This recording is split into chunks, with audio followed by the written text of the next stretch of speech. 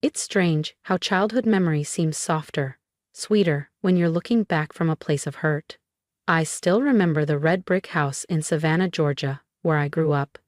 The scent of peach cobbler drifting from the kitchen, cicadas buzzing in the summer heat, and laughter spilling through every room. My brother Daniel was 3 years older, taller, louder, always sure of himself. I thought we were inseparable. Even when we argued over who would take out the trash or who got the last piece of cornbread, it felt like we were connected by an invisible thread. We'd spend long afternoons sprawled on the porch, building Lego empires or racing toy trucks down the steps. I was the quiet one, the dreamer with a notebook full of sketches, while Daniel was the golden boy. Varsity quarterback, student body president, the one everyone noticed. Still, at night, it was just us, sneaking cookies from the pantry and whispering secrets until we fell asleep. I never thought there'd come a day he wouldn't want me in his life. But time has a way of shifting things. After high school, I left for Austin at 19, chasing design school and independence. Daniel stayed, graduated from Emory, then shot up the ranks at a Manhattan investment firm. We drifted, sure, but I always believed we'd circle back. That's why when Mom called last spring, April 2022, to say Daniel was getting married in New York, my heart leapt. I pictured us laughing in some candlelit ballroom, toasting to everything we survived. The invitations went out, thick envelopes with gold lettering buzzing across family chats like wildfire. I waited for mine. A day passed, then a week, then 2. Nothing. At first, I told myself it's lost in the mail, but deep down, I knew. But that hope slowly crumbled, replaced by a quiet shame I didn't want to admit. At work, my team asked if I was excited for the wedding. I laughed it off, muttering something about being too busy, pretending I had details I didn't. The truth? I knew nothing. No calls, no messages, not even from my parents. I tried to bury the hurt beneath my success, focusing on the company I'd built from scratch, Horizon Lux, my private jet charter business that now flew executives from Miami to Milan. But in the stillness of late nights, I scrolled through old photos, searching for answers in childhood smiles. Finally, one humid Friday in May, rain streaking my Austin loft windows, I broke. I called Daniel. My heart hammered, my voice light as I said, "Hey, big day's coming up, huh? When's the wedding?" Silence stretched 3-4 seconds too long before his voice came, sharp and cold. "It's not your concern, Claire. Just stay out of it." I froze. "What? Why?" "You heard me," he cut in, venom lacing each word. "You're just a garbage collector for rich passengers. Stay away." The word slammed into me like a punch. For a second, I couldn't even breathe. Did he really spit that at me? After everything? Birthdays spent side by side. Nights sneaking cookies from the pantry. Every time I defended him when Dad blew up over grades or broken windows, did that mean nothing? "Daniel, But the line went dead. I stared at the glowing screen through a blur of tears. I don't cry easily, but that night I did. It wasn't about missing a wedding. It was about being erased. The girl who once believed family was forever now knew better. I went to bed with Daniel's words ricocheting in my mind. Just a garbage collector for rich passengers? It didn't sting because it was true. It wasn't. It stung because he believed it. Because my own brother couldn't see the woman I'd become. The one who built an empire in the sky, who fought for every inch of freedom when the world shut her out. As I stared into the darkness, I made myself a promise. I would not let his rejection define me. If he thought I was background noise, then I'd write my own headline. That night, something inside me shifted. I realized family isn't always about blood. It's about who shows up, who believes in you when no one else does. I didn't know it yet, but being cut from Daniel's wedding would change everything for both of us. Sleep never came. Instead, I lay awake, my chest aching with a pain only family can deliver. sharp enough to cut through years of loyalty and love. By morning, exhaustion and hope battled inside me as I dialed my parents' number from my Austin loft, rain still clinging to the glass outside. "Hello?" Dad answered on the second ring, his voice gruff and familiar. "Hey, Dad, it's me," I said softly, trying to sound like the little girl he used to swing on his shoulders, not the woman breaking inside. "Claire, we were just talking about you. How's Texas?" There was the faint clatter of dishes, Mom humming in the background. For a moment, I let the sound wrap around me like home. "Can we talk? It's about Daniel." My voice cracked despite my efforts to hold it steady. Dad sighed, the kind that always preceded bad news. "What about your brother?" I told him everything, the phone call, the words, the way it gutted me. When I finished, silence stretched like a chasm. Then came his laugh, low, careless, sharp as glass. "He's right, Claire. You always were more interested in picking up after others than doing something for yourself." The words hit like a slap. For a second, I couldn't speak. I had called hoping for comfort, for even a scrap of the old warmth that once filled our Savannah home. Instead, I got laughter, dismissal. Before I could respond, Mom's voice floated through the speaker, faint but cutting. "Not everyone's meant for the big leagues. Don't take it personally, sweetheart. Daniel has a lot going on. Maybe focus on your own life instead of worrying about his." There it was, my place in the family, boiled down to 2 neat sentences. To them, I was still the quiet girl who slipped out of Georgia at 19 and never fully came back, the one who hovered on the edges of Christmas photos, smiling like I belonged. They didn't know me. They never asked. Not about the woman flying between Austin and Dubai every month. Not about the business I built. Horizon Lux. A fleet of private jets serving billionaires and CIOs. In their eyes, I was still Claire, the dreamer with her head in the clouds. For a moment, I wanted to shout the truth. "I'm not picking up after anyone. I own a company. I move millions. I built this life." But what would be the point? They'd already decided who I was. Something inside me broke, but instead of pain, it felt like release. "Fine," I said, calm as steel. "We have no relationship now. Good luck with the wedding." Silence. A gasp. I didn't wait. I ended the call, set the phone down. My hands shook, but I felt free. For 32 years, I bent to fit their mold. That ended today. I thought about the times I'd flown across the country for birthdays and holidays. Always careful, always quiet, never wanting to upset the delicate balance. I remembered summers on Tybee Island, family trips where Daniel and the cousins dominated every conversation, while I hovered in the background, offering to set the table or clean up after dinner. I was useful, reliable, invisible, but not anymore. If they wanted to pretend I was just a garbage collector for rich passengers, fine, let them. They had no idea. No clue that the girl who once traced flight paths from her bedroom window now owned those planes, piloted them, charted courses across continents. That afternoon, I drove to the private hangar outside Austin where my fleet rested under gleaming lights. The air was cool, alive with the quiet hum of power. I walked past the polished wings of my Gulfstream G700 and let my fingers glide across its silver skin.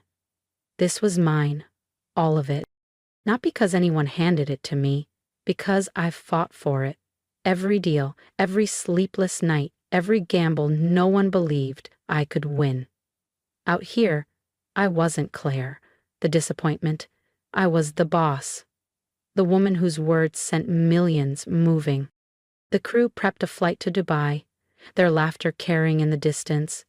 These people were my family, the kind that respected me, that saw me. That evening, I poured a glass of Tempranillo on my balcony, the Texas sky streaked in rose and gold. My phone buzzed, texts from cousins, an old friend, nothing from Daniel, nothing from my parents. I didn't care. For the first time, I felt weightless. If they didn't want me at their table, I'd build my own. and make sure it soared higher than they could ever dream. If you've ever been underestimated, you'll want to see what happens next because this story is just taking off. Subscribe now and don't miss the moment Claire walks into the wedding and turns their world upside down.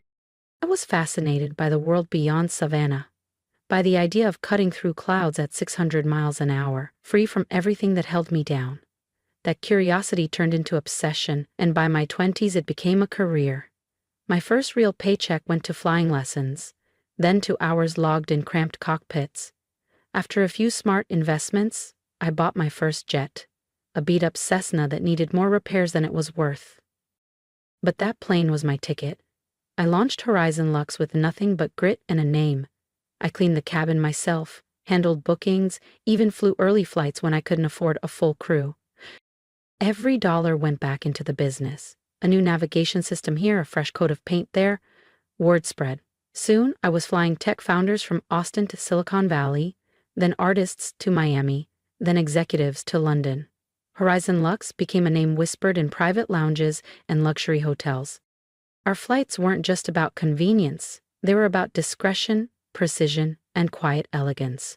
Some nights, I'd walk through the hangar, heels clicking on polished floors, staring at the sleek Gulf Streams lined like silver arrows. 10 jets, worth over $8 million, 0 cents each. Mine. And I told no one. Not my parents, not Daniel. Horizon Lux was my secret world, built without their approval, without their expectations. What I didn't expect? Love.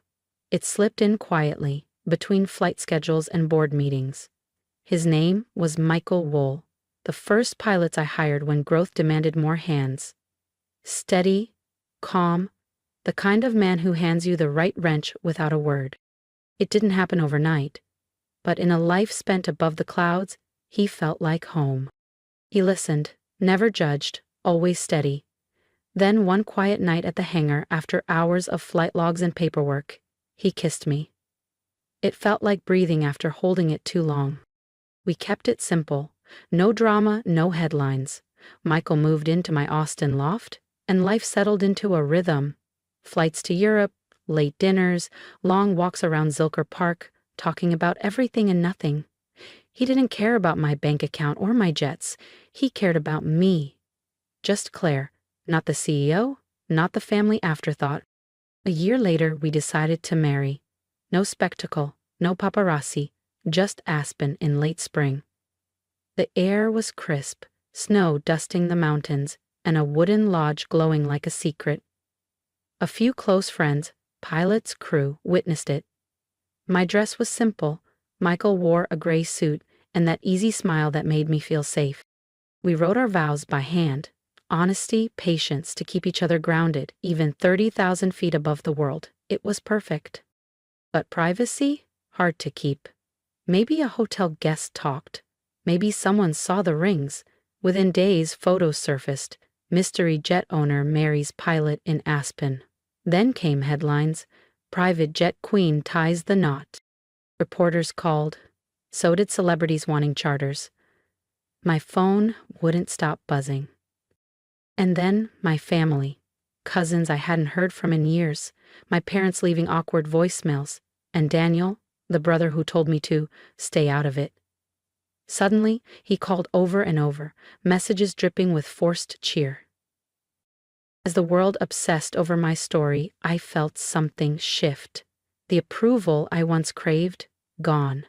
What mattered was the life I'd built, the company, the sky I owned, and the man who loved me without question. For the first time, I felt seen. Not because the world was watching, but because I'd finally allowed myself to exist on my own terms. Freedom wasn't just 30,000 feet above the clouds. It was no longer needing anyone's permission to matter. If you'd told me a year ago I'd wake up to 500 missed calls in one weekend, I'd have laughed.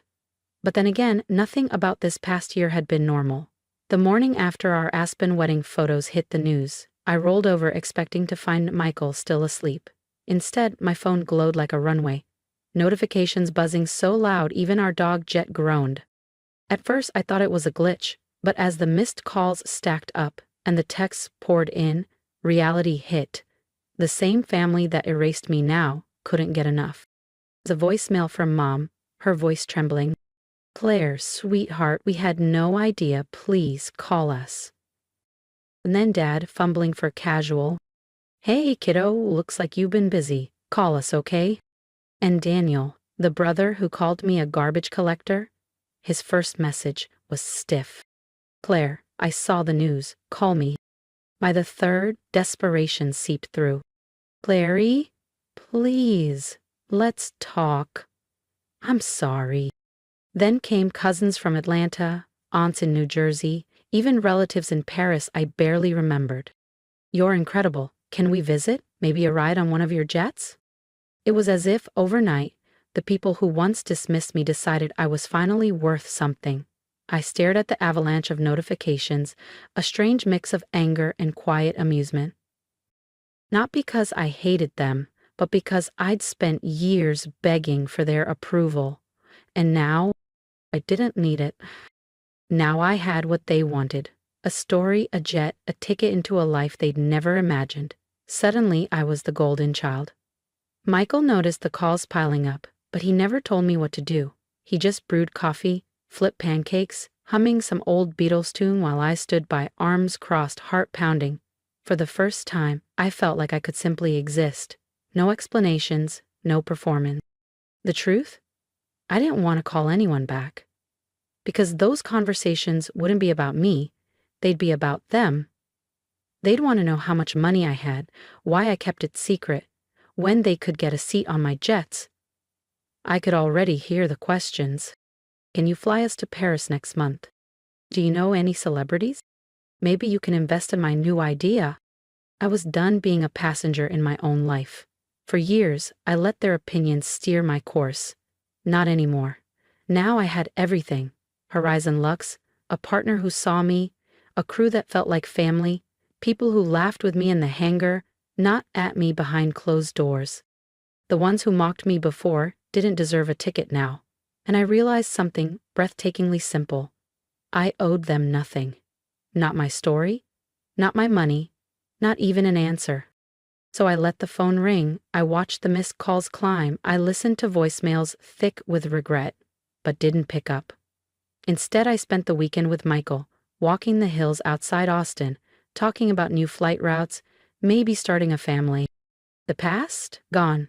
Old wounds, family dinners where I was invisible, someone else's story now. Flying over endless skies in my Gulfstream, I understood. Family isn't blood. It's who stays when storms hit, who builds with you when everyone else says you can't. If being called a garbage collector taught me anything, it's this. Sometimes the people who throw you away miss the best chapters. I was never collecting garbage. I was collecting freedom. And the sky? It's mine now. Wide open, on my terms. If you've ever been underestimated, you know how it feels to fight for your place. My family didn't believe in me, until the headlines did. But I didn't build this life for their approval. I built it for me. Tell me in the comments, have you ever been counted out and proved them wrong? Share your story, give me your advice, or tell me what you'd have done in my shoes. And if this resonated with you, hit subscribe so you don't miss the next chapter. Remember, your worth isn't defined by their opinion. Fly your own path.